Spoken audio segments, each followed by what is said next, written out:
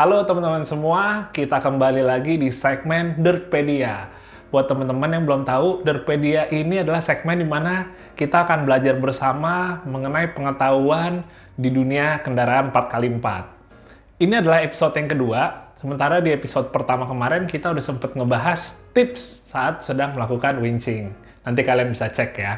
Oke, jadi kali ini kita akan ngebahas tentang wheelbase kendaraan. Wheelbase ini menjadi salah satu faktor penentu saat orang ingin menggunakan kendaraan 4x4. Jadi kita nggak sekedar ngomongin masalah mesin bensin, mesin diesel, transmisi otomatis atau transmisi manual, tapi wheelbase pendek dan panjang itu menjadi satu faktor utama juga bagi orang. Sebelum saya ngejelasin mengenai definisi dari wheelbase, saya pengen ngasih tauin teman-teman dulu sedikit mengenai wheelbase yang kadang-kadang orang suka salah kaprah. Jadi wheelbase itu sebenarnya bukan masalah pendek atau panjangnya bodi kendaraan. Tapi wheelbase itu kita tahu adalah jarak sumbu roda depan dan belakang. Seperti misalnya di sini, saya tampilkan ada banyak ya, Land Rover Defender dengan konfigurasi yang berbeda. Dari yang wheelbase-nya 90 inci, 110 inci, sampai yang paling panjang itu 130 inci. Dia bodinya bisa macam-macam ya, mau yang modelnya pickup, double cabin, atau yang full cab. Nah, dari situ kita tahu bahwa wheelbase itu sebenarnya bukan masalah bodinya seperti apa ya, tapi pada intinya yang penting adalah wheelbase-nya. Sementara kalau kita ngomong bentuk bodinya, itu bisa bervariasi. Jadi pada intinya short wheelbase pun bisa ada pickup, yang long wheelbase pun juga bisa ada yang pickup. Oke, sekarang yang di samping saya ini adalah sebuah Jeep Wrangler yang kita jadikan contoh ya untuk ilustrasi. Seperti saya bilang tadi, wheelbase itu sebenarnya adalah jarak antar sumbu roda depan dengan sumbu roda belakang. Jadi yang dihitung itu poros tengahnya ya, untuk menghitung sebuah wheelbase kendaraan. Ini wheelbase-nya untuk yang di Wrangler JK ini 95,4. Tapi sebenarnya kita bukan mau ngebahas wheelbase-nya seberapa panjang sih. Tapi pada intinya, biasanya kalau wheelbase yang di bawah 100 inch tuh orang suka bilang wheelbase yang pendek ya, atau short. Dan kebanyakan kendaraannya emang kalau yang wheelbase pendek ini, dia cuma 2 pintu ya. Sekarang yang saya tampilin adalah untuk wheelbase yang long ya. Jadi untuk JK Long ini dia panjang wheelbase-nya 116 inch. Jadi kalau misalnya kita ngomongin untuk yang di atas 100 inch, itu biasanya orang udah menyebutnya yang long. Nah, tapi kan kita udah ngebahas short sama long. Mestinya kan ada yang medium. Nah, iya sih, emang untuk beberapa mobil ada yang dianggap medium. Karena seperti kita ketahui, ada beberapa brand yang emang dia mengeluarkan wheelbase yang tanggung ya. Jadi di antara short dan juga medium. Tapi rata-rata itu di sekitaran 100 inch. Tapi kalau ada 111-an atau 110-an, itu biasanya udah dianggap wheelbase yang long. Nah teman-teman, kalau kita ngomong wheelbase kendaraan, itu juga sangat berkaitan dengan yang namanya ram angle ya, atau kadang-kadang orang suka ngomong angle of approach. Jadi itu ada 3 angle yang biasa dihitung. Pertama untuk yang di bagian depan itu approach angle, yang di bagian tengah ram angle, dan yang di bagian belakang departure angle. Ini adalah angle di mana ini adalah hitungan yang menjadi limitasi kendaraan sampai mulai menyentuh obstacle. Kalau kita ngomong depan, misalnya approach angle, dia 43 derajat itu ngitungnya adalah pertama garis lurus ini, terus dia ditarik lurus mengenai ban sejajar sampai kena ke bagian ujung depan yang dianggap paling tingginya ya, menghasilkan 44,3 derajat. Ini kalau di JK Short ya. Terus yang kedua, ini ram angle. Ram angle ini orang suka ngebut juga breakover angle. Ini adalah angle di mana sudut yang didapat di sini, pertama dari ban belakang dan ban depan itu diketemukan sampai titik tertingginya di kolong tengah sini. Setelah itu, cara menghitungnya bisa, ini kan ada sudut ke bawah, ini yang sudut yang dari sini diterusin, maka ini dia nih, sudut ini yang menjadi ram angle. Ada juga orang yang menghitungnya yang di bagian sini ya, segitiga yang bawah sini. Tapi pada intinya, untuk ram angle ini akan menentukan seberapa mudah mobil mentok saat bertemu obstacle di bagian tengah sini ya, saat sedang melintasi gundukan, untuk contohnya. Yang ketiga, itu adalah departure angle, di mana ini hampir sama kayak depan yang approach, hanya bedanya dia untuk yang posisi belakang. Jadi saat kita sedang turun atau sedang menanjak, ini departure angle akan menentukan seberapa mudah bagian belakang mentok ya, atau gesrot, mengenai ke tebing untuk contohnya. Sekarang ini yang untuk di JK long wheelbase, sebenarnya untuk bagian approach angle dan juga departure angle, dia sama ya, karena ini sebenarnya kan mobil yang sama, hanya bedanya wheelbase-nya yang panjang.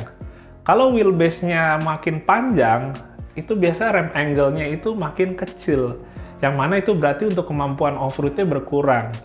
Jadi gampangnya gini teman-teman, kalau angka angle ini semakin besar, maka kemampuan off-road-nya akan semakin baik. Kita nggak perlu tahu bener sih kayak angle-nya tuh di berapa gitu, karena saya sendiri pun juga nggak hafal kalau rem angle 30 tuh segimana rasanya, kalau 32 segimana gitu. Tapi yang penting kita mengerti mengenai measurement atau hitungan ketiga angle ini. Jadi kalau teman-teman ingat tadi, di yang sebelumnya angle-nya itu 25,4 di yang short.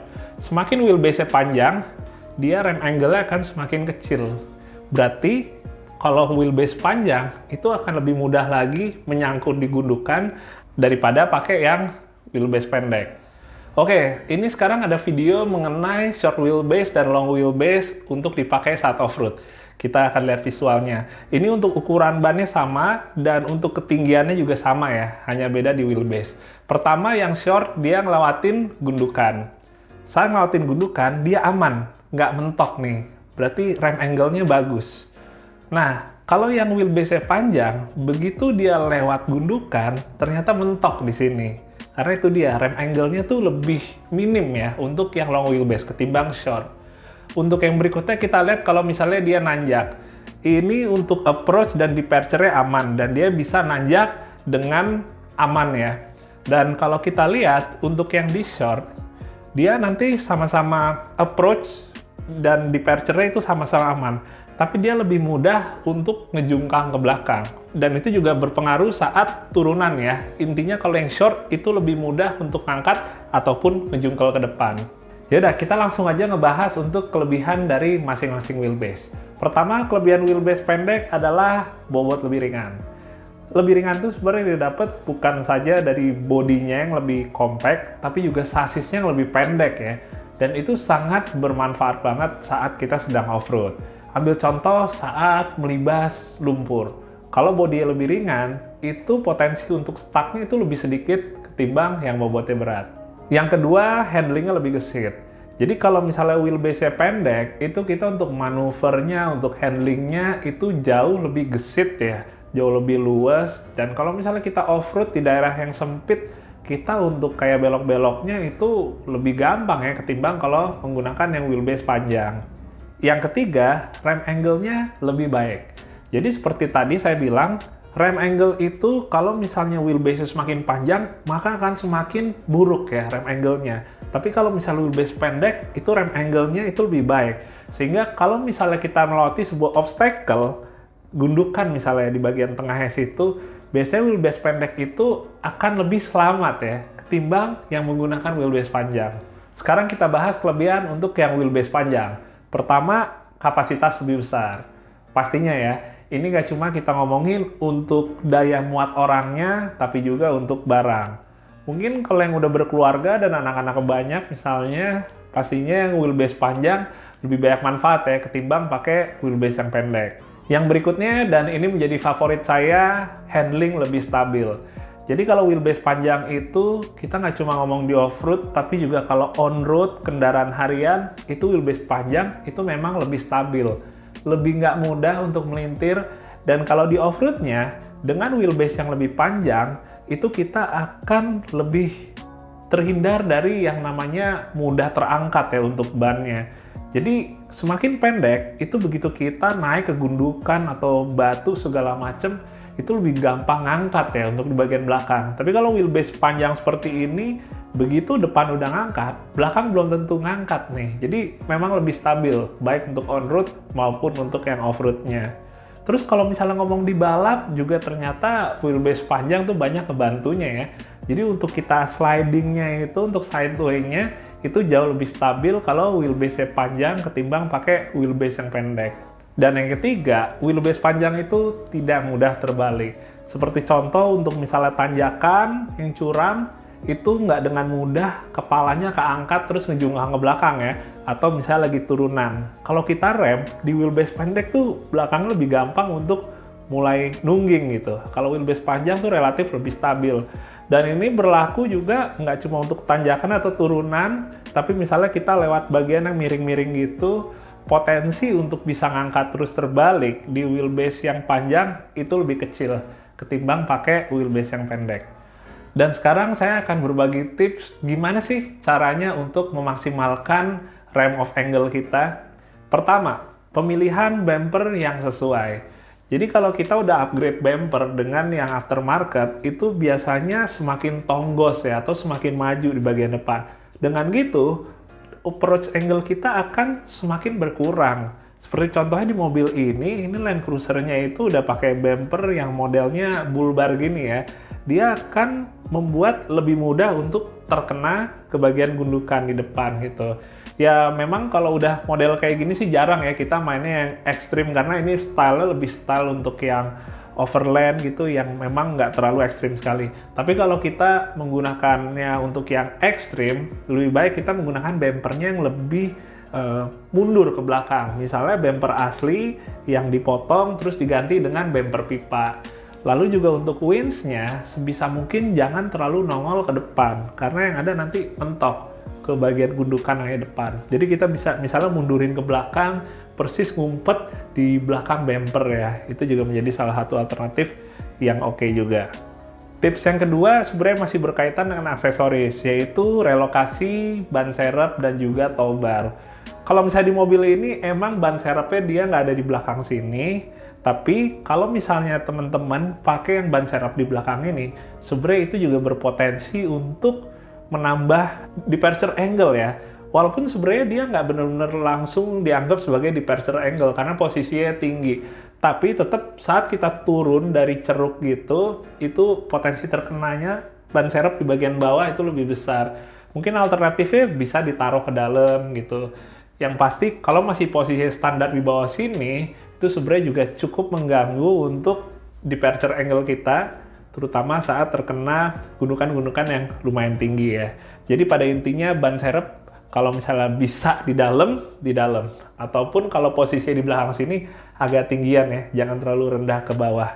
Dan untuk tow bar itu kan dia ada tow ball-nya ya, atau ada lidahnya itu tuh.